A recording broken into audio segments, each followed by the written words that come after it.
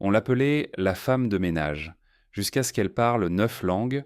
Un directeur d'hôtel humilie une femme de ménage devant tous, jusqu'à ce qu'elle lui réponde en russe, puis en japonais, puis en arabe. Ce qu'il découvre ensuite change tout, ou presque. Abonne-toi si toi aussi tu crois que l'intelligence n'a pas d'uniforme. Cette histoire va te bouleverser et peut-être te réveiller. Le hall de l'hôtel Grand Marceau brillait comme un musée. Marbre blanc, fleurs taillées au millimètre, employés invisibles. Tout devait être parfait. Surtout, rien ne devait déranger. Anna avançait avec son chariot de nettoyage, les yeux rivés au sol. Uniforme bleu foncé, badge sans prénom, juste un numéro. Elle connaissait chaque tache sur le tapis, chaque recoin oublié derrière les colonnes dorées. Plus vite, s'il vous plaît, madame, lança un réceptionniste sans lever les yeux. Bien sûr, monsieur, répondit-elle calmement. Elle avait appris à se faire petite, à disparaître dans le décor. Elle effaçait les traces, les miettes, les odeurs, mais pas les jugements. Un matin, alors qu'elle nettoyait la salle de réunion du 6e étage, 2 managers discutaient sans remarquer sa présence. Elle est cela tous les jours, non? Oui, depuis 6 ans, toujours aussi discrète. Étrange, je crois ne jamais l'avoir entendue dire autre chose que bonjour. Ils rirent. Anna baissa la tête. Ce qu'ils ne savaient pas, c'est qu'elle comprenait chaque mot, et pas seulement en français. Elle parlait aussi l'italien, l'allemand, l'arabe, le mandarin, le russe, le swahili, l'espagnol, l'anglais et un peu de japonais, 9 langues, apprises au fil d'une vie de déplacement, de fuite, de reconstruction. Mais ici, elle n'avait pas besoin de parler, seulement de nettoyer. Un jour, une réunion importante eut lieu à l'hôtel. Le directeur général, un homme strict et élégant, descendit personnellement superviser la préparation. Anna se tenait dans un coin de la salle, balai en main. « Qui êtes-vous » demanda-t-il sèchement. « L'entretien, monsieur, dit-elle. Il fronça les sourcils. « Ce dossier a été mal classé. Vous avez touché à ça » Anna jeta un coup d'œil au document. C'était en allemand. « Ce n'est pas une erreur, dit-elle doucement. C'est la version autrichienne du formulaire. Le mot Abteilung ici veut dire service, pas section. » Le directeur se figea. « Pardon ?» Elle répéta, cette fois en allemand fluide. Silence. Puis il s'approcha, prit le papier et le lut à voix basse. Elle avait raison. « Comment... savez-vous cela ?» Anna leva enfin les yeux. « J'ai étudié la linguistique, à Berlin, avant. » Un silence coupant tomba. Le responsable de la sécurité derrière lui la fixait comme si elle avait craché au sol.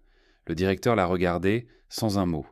Il venait de découvrir que la femme qu'il pensait muette et invisible venait de corriger un document interne, dans une langue qu'il ne maîtrisait pas. « Vous avez étudié la linguistique, à Berlin ?» répéta le directeur. « Oui, monsieur, » répondit Anna, la voix droite, les yeux calmes. Il resta immobile un moment. Puis, lentement, se tourna vers le responsable sécurité. « C'est noté. Merci, madame. »« Anna. Anna Camara. »« Bien, reprenez votre travail. » Elle hocha la tête, reprit son balai, comme si de rien n'était, mais quelque chose venait de se fendre dans la pièce. Ce soir-là, dans la salle du personnel, le bruit s'était répandu. « Elle parle 9 langues, 9. Et nous, on lui donne une serpillière. »« T'es sûr que c'est vrai ? Peut-être qu'elle bluffe. » Anna ne disait rien. Elle sirotait son café tiède, dos contre le mur. Ses collègues ne savaient pas si elle devait l'admirer ou la craindre. Elle avait quitté l'ombre sans prévenir. Le lendemain, on l'appela au bureau des ressources humaines. « Anna, nous avons été informés de votre parcours. Une erreur sans doute. Il semble que votre profil n'a jamais été mis à jour dans le système. » Elle regarda la DRH droit dans les yeux. « Je n'ai jamais été interrogée. On m'a embauchée comme femme de ménage. Et c'est tout. » Un silence gêné. « Et vous n'avez jamais voulu postuler ailleurs ?» Elle haussa les épaules. « Vous croyez qu'on aurait lu ma lettre, mon CV ? J'ai essayé. » 3 fois. Aucune réponse. Le regard de la DRH glissa vers le dossier. Trop propre, trop complet, trop dérangeant. « Nous vous recontacterons. Merci d'être venu. » Plus tard, dans les couloirs, certains la regardaient autrement. Pas mieux. Pas avec respect, mais avec méfiance. Elle avait trahi le rôle, le silence, l'attente. Elle avait osé exister au-delà de l'uniforme. Même Fatou, qui lui souriait d'habitude, restait distante. Le directeur, lui, ne disait rien. Mais il la croisait souvent maintenant. comme par hasard. Dans les ascenseurs, dans les couloirs, il posait sur elle un regard qu'elle n'arrivait pas à lire. Un matin, il l'arrêta. « Dites-moi, Anna, vous parlez aussi russe, c'est vrai ?» Elle hocha la tête. « Et arabe ?»« Oui, appris au Liban. » Il pinça les lèvres. « Et japonais ?» Niveau conversationnel, assez pour corriger un contrat, si besoin. Il se tut. Très bien. Et s'éloigna. Ce soir-là, Anna rentra chez elle et trouva une enveloppe sous sa porte. Pas de nom, pas de logo. À l'intérieur, une feuille blanche, juste 2 mots. Reste à ta place. Elle serra le papier dans sa main. Puis, sans hésiter, le jeta au feu. 3 jours plus tard, une vidéo fit le tour des réseaux. Un stagiaire du service communication avait discrètement filmé l'échange entre Anna et le directeur au moment du dossier en allemand. Monté avec des sous-titres, une musique émotive et un titre, « Femme de ménage corrige son patron dans 3 langues », ce qu'il fait ensuite est glaçant. En 24 heures, 200 000 vues, puis 500 000. Puis la presse. Le téléphone du Standard explosa. Des journalistes voulaient retrouver cette femme incroyable. Un site militant écrivit « Intelligence invisible. Combien d'Anna travaillent dans l'ombre pendant que d'autres prétendent qu'oublier ?» Le directeur convoqua une réunion d'urgence. « C'est incontrôlable, grogna-t-il. On va se faire traiter de raciste, de classiste, de tout ce qu'on veut. »« On peut peut-être la promouvoir ?» proposa quelqu'un. « Ça fera bien. » Il tapa du poing. « Elle ne peut pas passer de balai à traductrice comme ça. Il y a des procédures, des diplômes. » Elle a les diplômes. Silence. « Très bien. Invitez-la demain matin, à 9 heures. » Anna reçut l'appel. Elle était calme. Elle savait que ce moment finirait par arriver, mais pas comme ça, pas parce qu'elle avait été vue, mais parce qu'elle avait été rendue virale. Elle monta au dernier étage du bâtiment pour la première fois. Moquette épaisse, œuvre d'art abstrait, silence propre et distant. Elle entra. Ils étaient 6, costume, tailleur, sourire tendu. « Anna, merci d'être venue. Nous avons vu vos compétences. C'est impressionnant. Nous souhaitons vous proposer un nouveau poste. Vous deviendriez assistante de communication multilingue. À l'essai, bien sûr. » Elle les regarda, sans sourire. « Et pourquoi maintenant ?» Un flottement. Le directeur prit la parole. « Parce que vous l'avez mérité. » Elle baissa les yeux un instant, puis releva la tête. « Non. Je l'avais déjà mérité avant. Mais maintenant, vous avez honte. Ce n'est pas la même chose. » Ils restèrent figés. « J'accepte le poste. Mais je ne jouerai pas le rôle de votre histoire à succès. Je ne suis pas votre miracle marketing. Je suis là parce que je l'étais déjà. C'est vous qui avez mis du temps à voir. » Puis elle signa le contrat, en silence. Ce soir-là, elle rentra chez elle. Sur la porte, une nouvelle enveloppe. Cette fois, pas d'insulte, juste un mot. « Merci », écrit à la main, par une autre femme de ménage. Anna sourit. Elle n'avait pas changé le monde, mais elle avait fait trembler un étage. Premier jour. Nouvel étage, nouvelle tenue. Pantalon noir, chemisier blanc, badge doré. Mais les regards, eux, étaient les mêmes.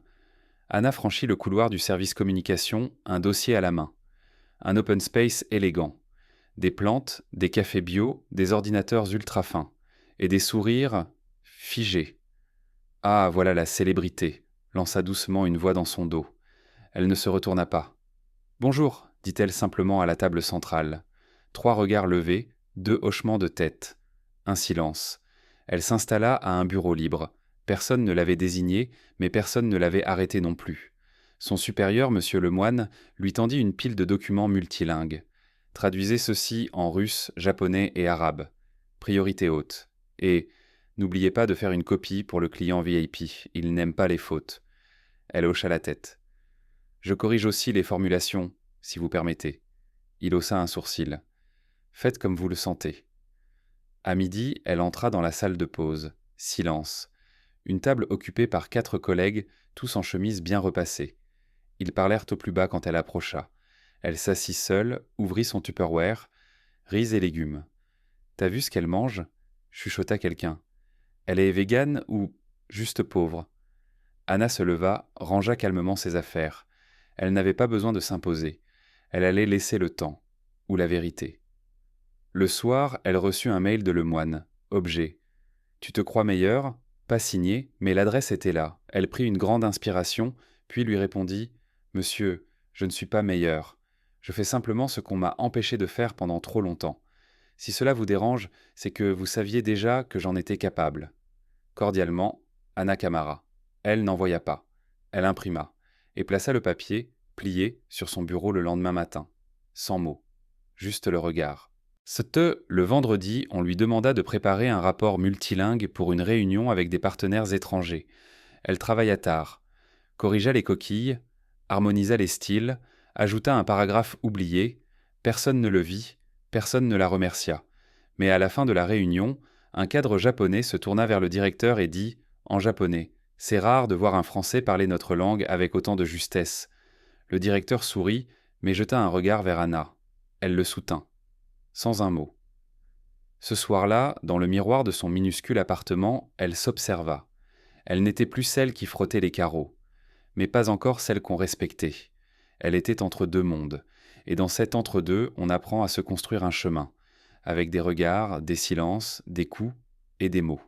Lundi matin, bureau 4C, réunion hebdomadaire. Monsieur Lemoine prit la parole, ton plus neutre que jamais. Le salon international de l'hôtellerie se tiendra dans 3 semaines. Le directeur souhaite que l'on y présente notre approche multiculturelle. Pause. Et nous avons pensé à Anna pour faire l'introduction. Tous les regards se tournèrent vers elle. Certains surpris, d'autres moqueurs, un ou deux franchement hostiles. Elle resta droite. Quelle durée ? 3 minutes. En anglais. Puis une phrase dans chaque langue que vous connaissez. Ça fera ouverture. Elle comprit. On ne l'invitait pas pour ce qu'elle pensait. On l'invitait pour ce qu'elle représentait. Exotisme, diversité, vitrine. Mais elle accepta. Très bien, je préparerai quelque chose. Les jours suivants, les répétitions s'enchaînèrent. Un coach extérieur l'interrompit à chaque phrase. Moins d'accent, plus de sourire. Ne dites pas « je viens d'Afrique », c'est sensible. Essayez de paraître reconnaissante. Elle le regarda. Pourquoi ? Il sourit, mal à l'aise. Pour l'opportunité. Tandis la veille de l'événement, elle resta seule dans le bureau, tard. Elle relut son texte officiel. Il parlait d'ouverture, d'opportunité, de chemins inattendus. Rien n'était vrai. Alors elle ouvrit un nouveau document et écrivit ce qu'elle pensait vraiment. Jour J, centre des congrès. Des centaines de personnes, caméras, journalistes, cadres en cravate. Anna monta sur scène, micro-cravate, projecteur chaud sur le front. Elle respira et lut le texte qu'elle avait écrit, pas celui validé. Je m'appelle Anna Camara. Je travaille ici depuis 6 ans. On m'a demandé de vous parler de diversité. Alors je vais le faire. Mais pas comme prévu. Un murmure traversa la salle. Pendant des années, j'ai nettoyé les vitres de cet hôtel. Et pourtant, j'ai vu plus clair que bien des gens en costume. On ne m'a pas entendu. Parce qu'on n'écoutait pas. On ne m'a pas respecté. Parce que mon badge disait « Entretien ». Un silence. Pas hostile, mais suspendu. Aujourd'hui, on m'invite sur scène. Non pas parce que je suis compétente, mais parce que je suis différente. Et moi, je suis là pour dire « Je n'ai jamais été différente. C'est vous qui avez fermé les yeux. » Puis, en anglais, « We are not your surprise. We are what you chose not to see. » Puis en arabe, puis en russe, puis en mandarin, puis en français. À la fin, elle salua et descendit de scène. Aucun applaudissement, pas encore. Puis un au fond, puis un deuxième, puis toute la salle, debout. Et au fond, le directeur, debout aussi, mais sans sourire. Le lendemain, l'hôtel était en alerte. Des articles, des extraits vidéo, des tweets partagés des milliers de fois. Elle a parlé pour nous tous. Ce n'est plus une femme de ménage, c'est une voix. Certains journaux l'appelaient le visage d'une génération silencieuse. Mais au bureau, tout était plus froid. Le directeur ne lui adressa pas un mot. Le moine non plus. Les collègues baissèrent les yeux dans le couloir. Une gêne palpable. Comme si elle avait trahi leur langue. À la pause, Fatou lui envoya un message « Tu as été incroyable, merci pour nous ». Mais ce fut le seul. Le vendredi matin, elle fut convoquée par les ressources humaines. Anna, nous avons reçu beaucoup de retours. Certains positifs, bien sûr, mais aussi des inquiétudes. Tu comprends que tu as pris une liberté hors du cadre. Ce n'était pas le texte validé. Elle croisa les bras. Ce n'était pas le texte vrai. Ce n'est pas la question. Tu représentes l'entreprise. On attend une certaine loyauté. Un silence. Puis elle demanda. Est-ce que je suis sanctionné ? Pas officiellement. Mais nous allons réévaluer ta mission. Elle comprit. Ils ne pouvaient pas l'attaquer frontalement, mais ils allaient lentement l'éloigner. Le soir même, elle reçut un appel d'un média national. Nous préparons un documentaire. Nous voulons t'interviewer. Tu serais prête ? Elle hésita. Elle avait déjà trop dérangé. Mais elle pensa à toutes les Anna qu'elle croisait dans les ascenseurs, les cuisines, les couloirs. Oui, je suis prête. Le lendemain, elle passa chercher son courrier. Une enveloppe l'attendait. À l'intérieur, un petit papier, manuscrit. On t'a vu, et on ne t'oubliera pas. Aucune signature. Mais elle reconnut l'écriture.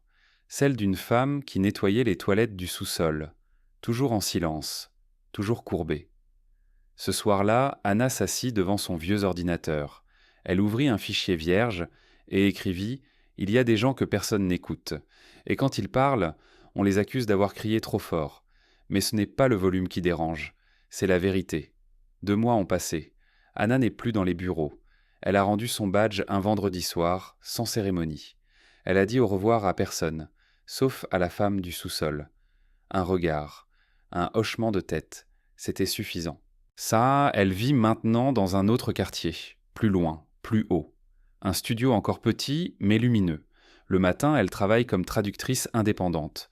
Le soir, elle donne des cours de langue dans un centre d'accueil pour femmes migrantes. Elles arrivent parfois sans mots. Elle leur apprend à les retrouver, à les poser, à les garder même quand personne n'écoute. Un jour, elle reçoit un mail, objet, invitation, forum de la parole libre, une table ronde sur les voix oubliées. On lui propose d'intervenir, pas pour représenter une marque, mais pour être elle. Elle accepte, non pas parce qu'elle veut être entendue, mais parce qu'elle ne veut plus se taire. Le soir, en rentrant, elle s'arrête dans un petit café. Le serveur est nouveau, il parle mal français, hésite, se confond en excuses. Elle lui répond doucement en sa langue, juste une phrase, son visage s'éclaire. « Vous parlez ?» Elle sourit. Un peu. Ça suffit. Il lui sert son thé avec gratitude. Elle s'assoit en terrasse. Le ciel est gris, mais doux. Elle sort un carnet, écrit quelques lignes et lève les yeux. Personne ne l'applaudit, personne ne la filme. Mais dans son silence, il n'y a plus ni honte, ni peur, seulement la paix.